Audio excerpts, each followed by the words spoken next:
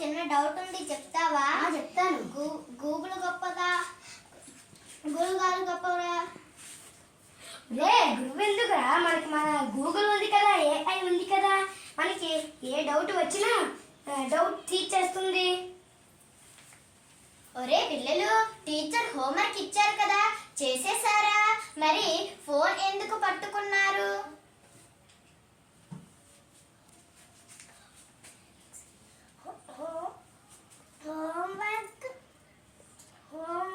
Project work కూడా ఏఐతో చేపిస్తాను. అన్నీ ఏఐతో చేస్తే స్కూల్కి ఎందుకు రావాలి?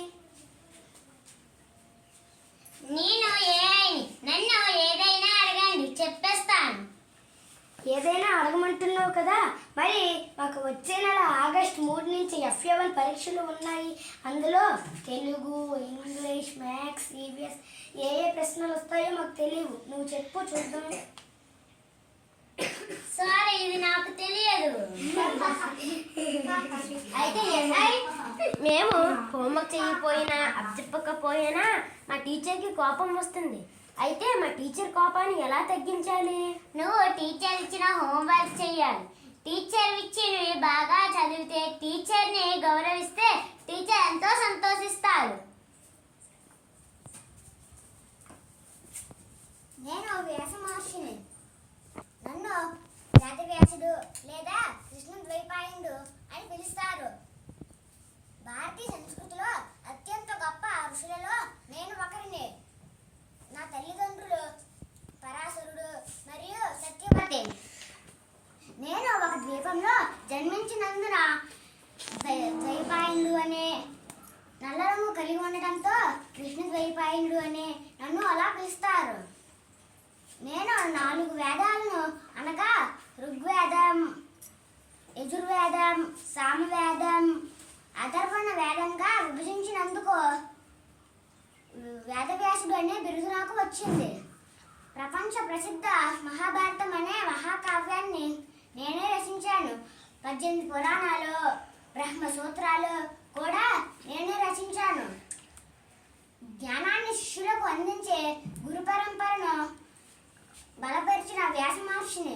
అందుకే నా జన్మదినాన్ని వ్యాస పూర్ణిమ లేదా గురు పూర్ణిమగా భారతదేశం అంతటా భక్తి శ్రద్ధలతో జరుపుకుంటారు.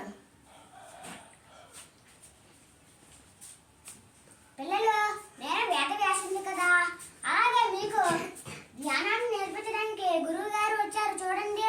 గురు పౌర్ణమి. ధన్యవాదాలు.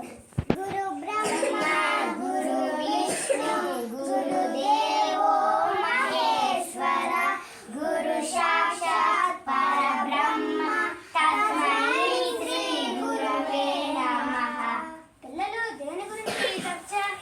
ఏఐ గురించి, గూగుల్ గురించి. గురువు గారు, గూగుల్ సమాచారం ఇస్తుంది, ఏఐ సమాధానాలు ఇస్తుంది. కానీ మనిషి ఎలా ఉండాలో, విలువలతో ఎలా జీవించాలో నేర్పేది గురువు మాత్రమే. అయితే నేను ఇప్పటి వరకు గూగులే గొప్ప అనుకున్నాను. అయ్యయ్యో, నేనైతే ఏఐ గొప్పదనుకున్నాను. ఒరే పిల్లలు,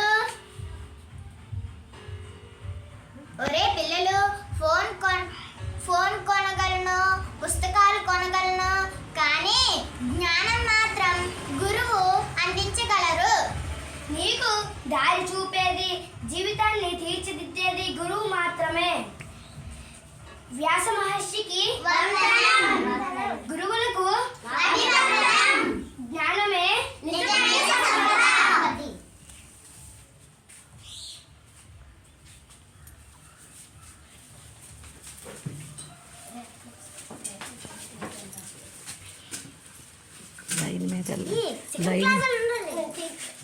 లైన్ మీద నువ్వులే.